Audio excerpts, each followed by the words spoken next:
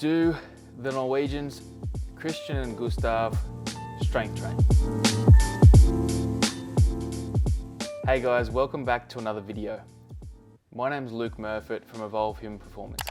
Our goal is to decrease injury risk and improve performance for endurance athletes using strength and conditioning. Today, we're going to talk about do Gustav, Iden and Kristian Blummenfelt strength train? My thoughts on the answer to this and my thoughts on kind of like the whole process. So this is a bit of a mammoth video. I've tried to go kind of deep down this rabbit hole looking for information around what the Norwegians are doing, what they've done the last 10 to 15 years, what they're doing now, and tried to pull the relevant information out of different articles and podcasts that they're featured on and kind of come to a conclusion. So if you've always wondered whether these guys are leading the sport at the moment, and if they are strength training, I feel like strength training for endurance sports is going to get a whole bunch of momentum behind it. But if they aren't, I feel like people are going to start questioning whether they should be in the gym. I mean, there's not a lot of information out there. A lot of it is from their coach, Olav Aleksander. He's featured on a couple of different podcasts and videos that I've kind of tried to go through and find some answers for you guys, for me, to see what these guys are doing, what they're doing in the gym, if they are in the gym, to make them so successful. So I'm going to kind of detail what they're doing, why they're doing it or why aren't they doing it, go through their rough kind of experience and history, and then kind of conclude with my thoughts around what we discuss. So if there's any questions, please let me know, leave a comment below. All right, so the most recent information out there, and probably one of the biggest podcasts going around probably the last couple of weeks or this month, is Olav Aleksander featured on How They Train podcast. And people are obviously, we've got to understand that people are very interested in what they're doing. Running, swimming, riding, recovering. Strength training is just like a very, very small percentage, and it often isn't asked, and when it is, there's not really a deep dive related to that. So I'm just going to use the information that I've found out there, which there's not a lot, but I think there's enough to kind of draw a rough conclusion as to what's going on, and they do answer, most questions pretty straight down the line. So on the How They Train podcast a couple of weeks ago, Olav Aleksander straight up says they don't do any strength training, they don't do any mobility work, and this was pretty interesting and probably a bit of a surprise. So I kind of tried to dive a little bit deeper and find some other platforms that he's been on to kind of dive into this a little bit more. So I found a YouTube video, and I think it's a podcast by Triathlon crew. There is a YouTube video out there. I'll chuck the link in the description where they kind of dive into this just a little bit more. And I think this is from June 2020. So again, he says no strength training. They don't do any injury prevention. Their injury prevention work is managing their training load and getting enough calories. They don't do any mobility or stretching unless there is a reason to or a deficit. So it's a very kind of needs-based approach to strength training. And if everything's going smooth, they won't be doing it. He did mention they did some upper body mobility work for Kristian to improve some of his swimming, and then he alluded to something to do with Gustav's TT position. So I'm assuming some kind of mobility and flexibility kind of positioning work there. So I think the host asks, why not?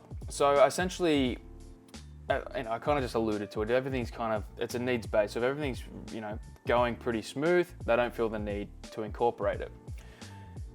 So he says it's putting recoverability somewhere else. So you're spending energy and resources in strength training and recovering from strength training that could be better spent training your endurance training and recovering from your endurance training. So he talks about the return on investment and the ROI of strength training versus endurance training. He also mentions the force you are producing in a run or a swim or a bike are so far away from the force that you're going to be producing in the gym. So when we're lifting heavy loads, you're obviously trying to produce a high level of force and lift heavy load. This is very different from the force you're producing on the bike.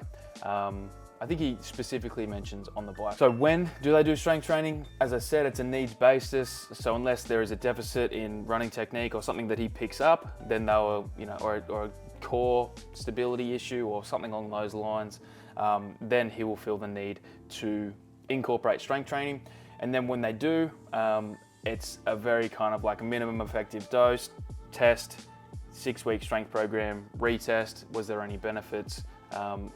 Did it improve the metric that we're trying to improve, and was the intervention effective? I think once they get their end result, the strength training is again removed, and the main kind of meat of their programming, or all of the meat of the programming, is their endurance training. So my thoughts on this. So there's kind of like two main points that I kind of come from. One of them is their access to this extensive and accurate equipment. The second one is their genetics and their history and their experience. The first one we're going to kind of dive into is their access to some of this extensive equipment. So it's clear that they love their data, and their coach Aleksander loves data and loves measuring a lot of different metrics. And on that on the How They Train podcast, he says he doesn't get essentially he does not get married to one specific metric. He uses a dozen metrics and then kind of draws a conclusion from what all of those metrics could be potentially pointing at.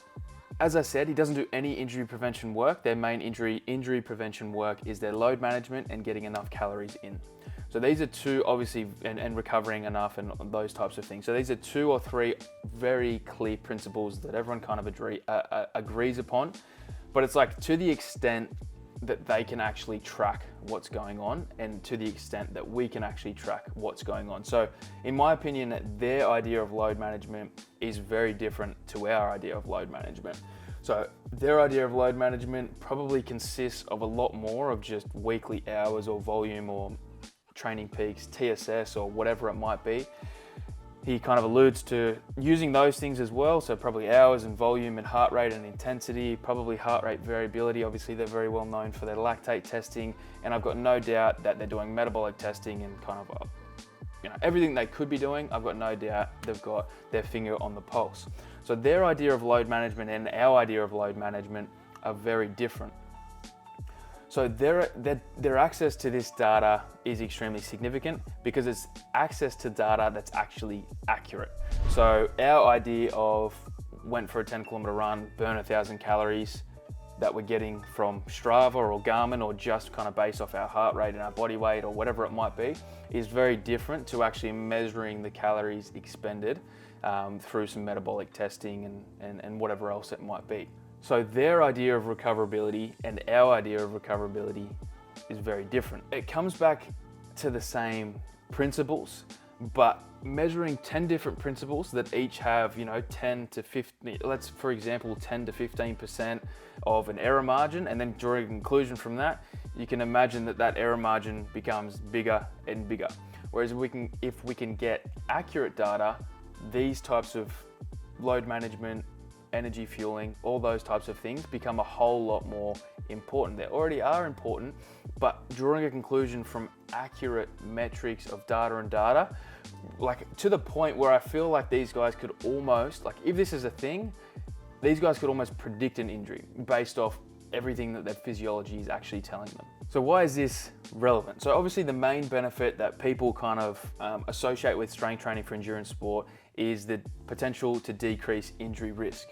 And most endurance athletes get injured from a combination of under-recovering, overtraining, and poor load management and kind of biomechanics, so technique and form and those types of things. So imagine if we could have access to all of this data, and our coach would be able to tell us how our physiology is on a given day, and then program accordingly based off that. So all of these metrics are pointing towards, okay, yeah, we're a little bit under recovered today, we're gonna ease back, do an easier session, or whatever it might be, or we're feeling good today, let's push. So you can imagine how that correlates back to our injury reduction or our injury rate. So yes, these days things are becoming more and more popular, such as your wearables and Garmin and Whoop, and they're all kind of like pointing to different recoverability and giving you scores and those types of things. But what they're telling you versus what these guys are actually measuring in practice are completely different. So I don't even think we can kind of compare. So this way we're going to get a whole lot more quality training in, because it's probably safe to say that the injury rate is really reduced because we've got the finger on the pulse on all of these metrics, and we can kind of reduce volume or increase volume or whatever it might be. And that is going to kind of like indirectly increase the amount of volume that we can do in a given time. So It is relevant because as we kind of point back to strength training, this is one of the main things that people do incorporate strength training for. If we aren't getting injured because we're so aware of what's happening in the body, and as this is what these guys are saying, I've got no idea how much they're actually measuring and how in depth they're going, but this is what Olav has kind of like alluded to a number of different times. They've got a lot of different metrics that they're measuring, and not that they can almost predict injuries, but they really know what's going on, because even our feeling of fatigue or tiredness or feeling of fresh, and those things are pretty subjective, so we can't really kind of go off RPE or those types of things. I'm sure they use them, but it's using them in line with a whole bunch of other different measurements that is potentially going to help us train in a way where we're decreasing that injury risk. If we're doing that, maybe the need for strength training isn't as important. So we always have to kind of start with, what's actually going on in the body and why are you getting injured and injured and injured? Because the chances are it's not because you're not strength training enough. So the second kind of point here to differentiate you from Team Norway is their genetics and their history in the sport. So it's not like Gustav and Kristian have just kind of come on, well, they've kind of like broken through the last couple of years, and as they kind of start winning stuff, people get to know them, those types of things. But they haven't just started in the sport. So if we look at kind of Gustav, his father was the head coach of a local youth cycling team, so he joined. Before triathlon, he won a gold medal in cross-country running for Norway's junior national team in 2014. Top 10 champs in their junior nationals in 2015. And then by 2017, he was the national junior duathlon and triathlon champion. Continued to progress through the world rankings, and kind of like the rest is history. So it was recently on a Rich Roll podcast a couple of months ago. I think this was directly after Kona. And this is a quote: "I've considered myself a professional athlete since I was 14. At 14, I was training better than some pros do today. So I think it's been a lot of volume, high quality training for many, many years that has made us into the athletes we are today." So we can't ignore the fact that these guys have been doing this for probably over 15 years of consistent high quality training. High quality training is the key there, because these guys have been in their national system for years and years and years. This has not just been a hobby for 10 years and they've taken it seriously for 5. They're on their junior champs when they're 14. So that's Gustav. We go to Kristian. First started competing in triathlon in 2008, so he was 14 as well. Joined Norwegian national team in 2009 at 15, 19 years old, wins the national championships. It's pretty young in this sport. And then multiple podium finishes at world champs in 2017. And the rest is kind of history with him as well. So both of these guys started, I think even Gustav maybe a little bit younger, but around the age of 14. So by 14, they were probably training as a professional athlete. So both of those guys, I think Gustav's 26 now, and I think Kristian's 28. So probably we can safe to say that they've been training consistently high quality through a high quality system and a coach for 15 years. Like, you just can't replicate that. And this directly comes back to the injury rate and the performance and just like the high quality of volume over that period of time. So they obviously have very impressive genetics. They're disciplined athletes. They've been part of a system for so long that probably would have been giving them really sound advice really early on. They didn't just join the sport at 18 or 20 or 20 or 25 and then just, did 12-month Ironman prep and just destroyed their body. They've been slowly building capacity and volume over a long period of time. This is absolutely going to decrease their risk of injury and improve their performance as a whole. So increasing load over time, your body is slowly adapting. And I think a lot of people, and I think this is important because a lot of people get injured because they're trying to squeeze too much into a small time frame. So this is along the lines of overtraining and under recovering. So if suddenly that need is not there to do that, I feel like the injury rate just totally reduces. And if you're not getting injured, you're probably not looking to change anything, so you're probably not looking to do strength training. I think it kind of makes sense. What they're doing is really working. They're killing it at the moment. They're leading the sport, so why would you change anything? My concluding thought, their access to accurate, consistent data coupled with their genetics and experience, means they aren't even in the same league as 90% of athletes out there today, and probably all of the age groupers out there today. So injuries, as I alluded to, injuries are probably going to stem from squeezing too much training in with not enough recovery.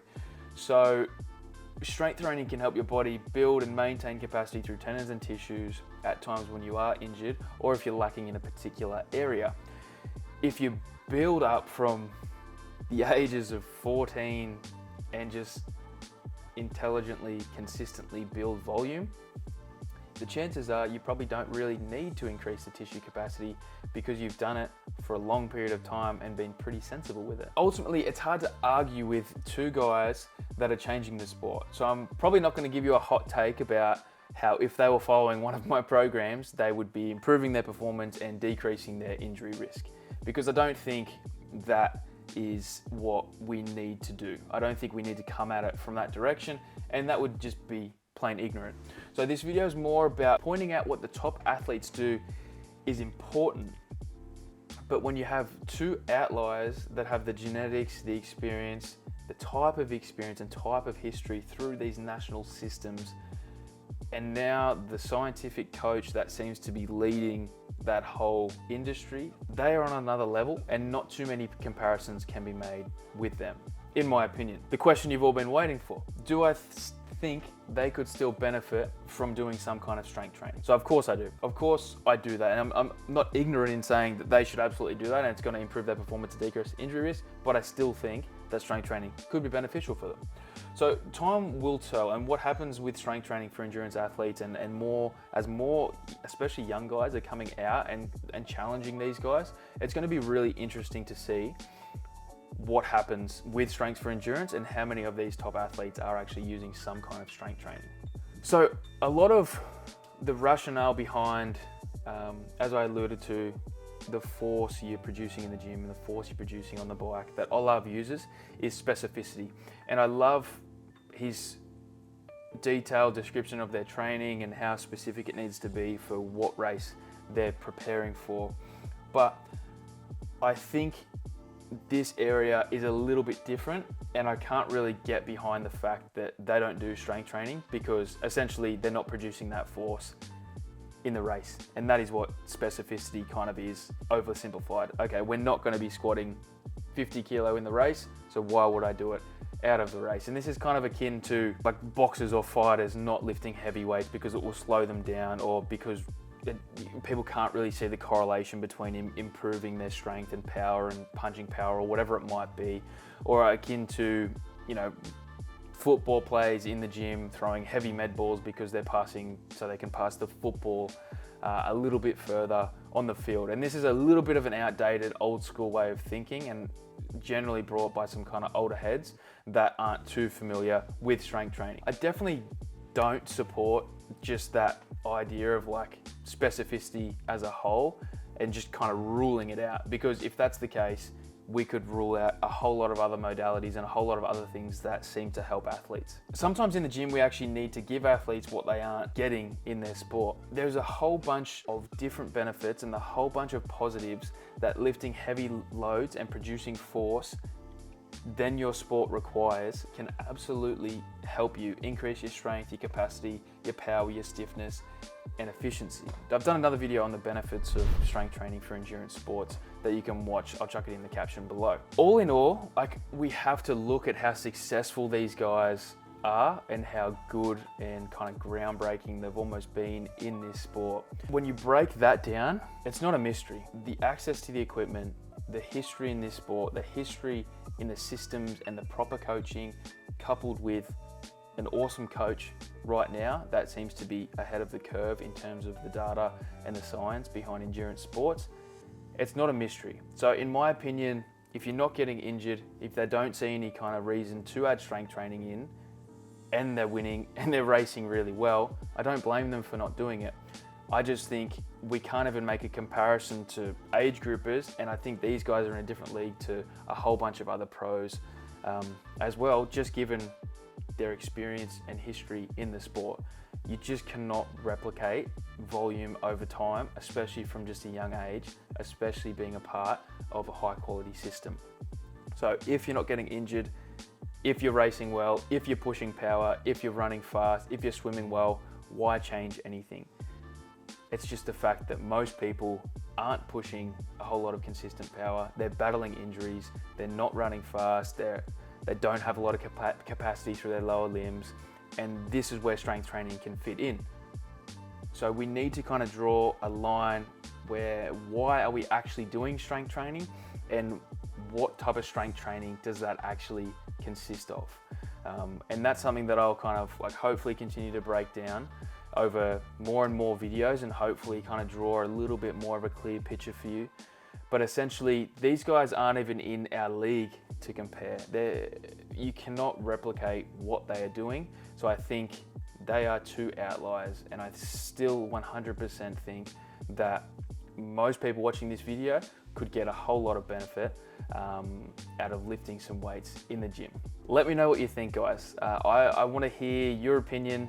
Do you do strength training? How do you feel afterwards? Do you think it improves your performance? Why do you think these guys should potentially add it in? As always, I appreciate your view. Give me a like, give me a subscribe. Find those other two videos that I alluded to in the caption below. So I'll put the How They Train podcast. You can listen to it for yourself. There's not a whole, like I kind of recapped everything. And then the other podcast that Olav Aleksander has featured on as well, I'll chuck in the caption below because they've been really useful in trying to find out what these guys are doing. I hope you enjoyed the video, and I'll see you next time.